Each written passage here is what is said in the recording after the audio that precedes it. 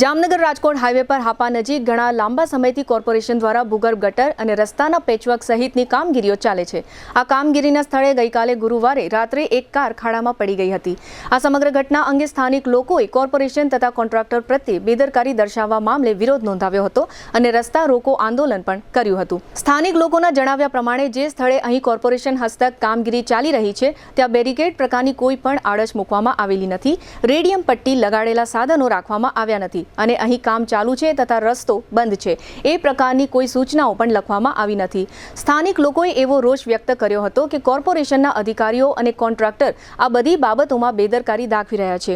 અહીં કોઈ મોટો અકસ્માત સર્જાય અને કોઈનો ભોગ લેવાઈ જાય તો તેની જવાબદારી કોની રહેશે?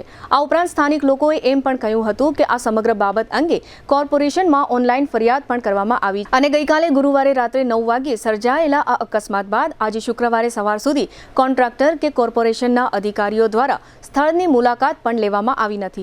આ સમગ્ર વિષય અંગે જીત ઠાકોર નામના એક સ્થાનિક નાગરિકે વ્યક્ત કરેલો રોષ પ્રસ્તુત છે। જામનગરના ફૂડ લવર્સ માટે આવી છે શાહી ભેટ। જામનગરનું ખ્યાતનામ પાપા લુઈસ પિઝા હવે પ્રવેશે છે પોતાના બીજા વર્ષમાં અને સાથે લાવ્યું છે એક અનોખો food festival of 101+ dishes. Unlimited પિઝાની વેરાયટી સાથે પંજાબી, ગુજરાતી, ફુલકા રોટી, Chinese, South Indian, Italian taste અને પાણીપુરી તથા ઇન્ડિયન મીઠાઈ સહિત 101થી વધુ સ્વાદિષ્ટ વાનગીઓ, તે પણ અનલિમિટેડ।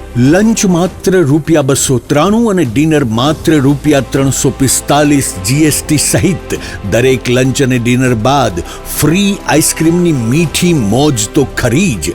દર બુધવારે ખાસ ઓફર, લંચ બફેટ ₹293 ને બદલે ફક્ત ₹239, ડિનર બફેટ ₹345 ને બદલે ફક્ત ₹269, એટલે કે સ્વાદ, મજા અને બચત ત્રણેય એક સાથે। બર્થડે પાર્ટી હોય, કોલેજ ફ્રેન્ડ્સનું ગેટ ટુગેધર હોય, એન્ગેજમેન્ટ પાર્ટી હોય કે કોર્પોરેટ મીટિંગ અથવા મસ્તી ભરી kitty party, Papa Louis Pizza બની ગયું છે આખા જામનગરનું ફેવરિટ ફૂડ ડેસ્ટિનેશન। સ્થળ Papa Louis Pizza, Awadh square, Jamnagar Lalpur road, near Shell petroleum, green city, Jamnagar. સંપર્ક 96 243 33 355। પાપા લુઈસ પિઝા, એકવાર આવશો તો વારંવાર આવશો। જામનગર રાજકોટ મેઇન હાઈવે છે। આ આપા રેલવે સ્ટેશન જવાનો રસ્તો છે।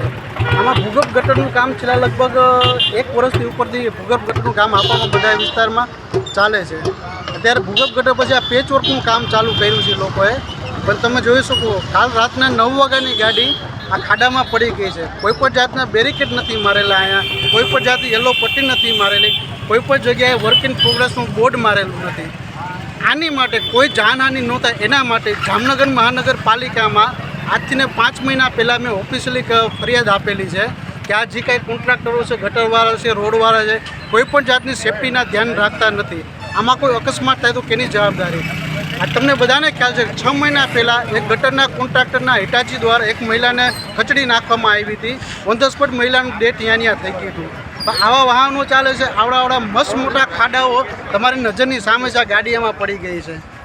કોઈ પણ અધિકારી, કોઈ પણ જવાબદાર વ્યક્તિ હજી સુધી અહીંયા વિઝિટ કરી નથી, કોઈ આશ્વાસન નથી આપ્યું। આ ટેલિફોનિક ચર્ચાઓ કરે છે બધા, પણ કોઈ વિઝિટ કરી આ આશ્વાસન નથી આપતું। હવે તમે જોવો છો આમાં કોઈની જાનહાનિ થઈ હોત તો કેની જવાબદારી છે? આજે મેં રસ્તો બ્લોક કર્યો હતો કે ક્યાંક તંત્રની, ક્યાંક ને ક્યાંક તંત્રની અને આ કોન્ટ્રાક્ટરોની આંખ ઉગડે। આમાં કોઈ જાનહાનિ થઈ ગઈ હોત તો જવાબદાર કોણ રહેતા? આમાં કોઈ વ્યક્તિનું પરિવાર આખું વિખાઈ જાત આ વસ્તુને લીધે।